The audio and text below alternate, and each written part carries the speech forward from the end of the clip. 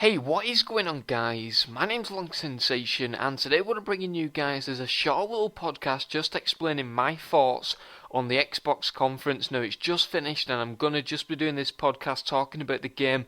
No gameplay in the background, so if you do want to see some gameplay, then just turn this off now. I just want to talk about, the Xbox in general, the new Xbox 360. They've got really loads of new features coming to Xbox One as well. But I'm just going to be talking about it. I'm just going to be talking about it in general and stuff like that. So first of all, what actually caught my attention was the fact that they've actually made a new Xbox 360, and what they've done, they've kind of incorporated the Xbox One design onto the Xbox 360.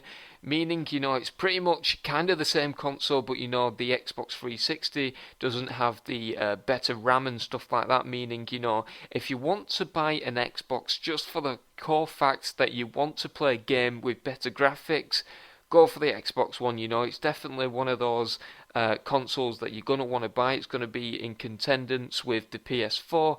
And, I'm going to do another podcast on that, later on tonight or tomorrow when we actually do see the conference from Sony. But, the Xbox, the Xbox conference was good.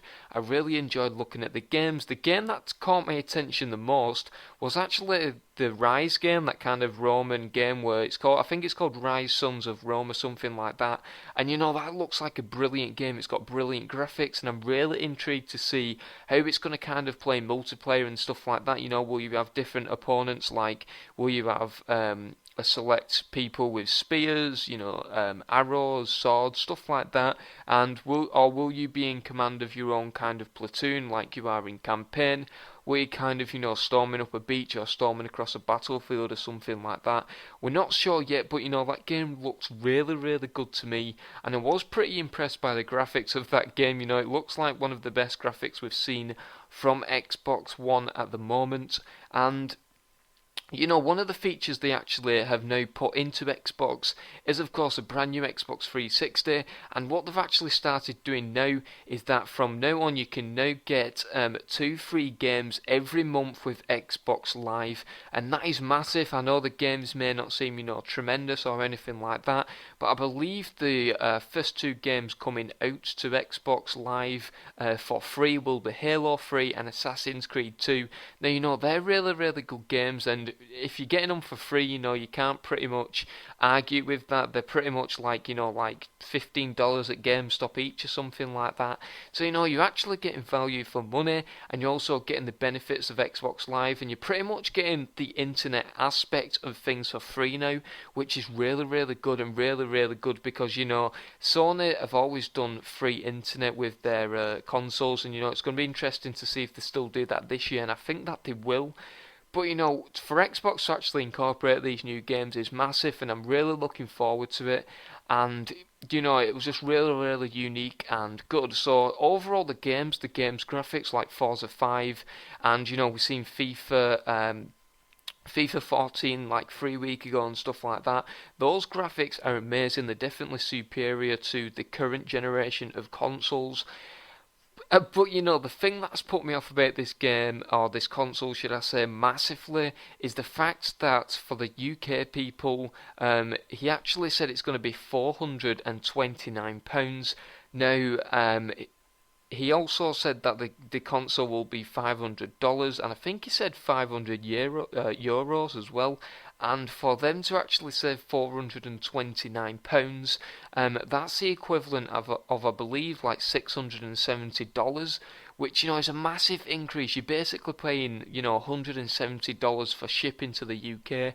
That to me is uncalled for, and hopefully, they got the figures wrong or something like that. Maybe he mispronounced, 329 instead of 429 or something like that. That's what I'm hoping for, because, for him to increase that amount of money on, the console just because it's coming to UK is, pretty high, and, I'm really, really hoping that this this console, will be, £329. But that's pretty much my initial thoughts on the game. The graphics looks really, really good, and that's pretty much expected. The only few things that are putting me off with the Xbox One is the fact that it's got to be connected to the internet at least every 24 hours. the Kinect cam or the webcam in the Kinect can actually record you and see, if for instance, if you're watching a Netflix film and you paid for that subscription and the other, say, 3 people or your girlfriend or your boyfriend was watching that film with you, the Kinect could then pick up 2 people in the room and then, just automatically shut that game off just because, the other people in the room hasn't actually bought membership. That's 2 of the things that concern me, and the main thing is the price. To me, £429 doesn't seem right. $500 seems perfect. That's pretty much what we was going to be expecting for this year's consoles. And it's going to be really, really interesting to see what's the PlayStation 4 has to offer. And I've been looking forward to the PlayStation 4. I'm a PlayStation Nation fanboy, but I'm going to be really spectacle, and I'm going to say, probably buy the Xbox One as well. It's just at the moment the price is really, really putting me off, and hopefully they got it wrong. But anyway, guys, I've been Long Sensation. I hope you've enjoyed this kind of podcast video. I'll do another for Sony's PS4 when it comes out later, and we'll get a first glimpse image of that, and that's going to be really, really cool. But anyway, guys, more videos to come later today and of course throughout the week, including trailers, gameplays and stuff like that, so stay tuned. I've been Long Sensation, guys, and I'll see you guys later. Peace!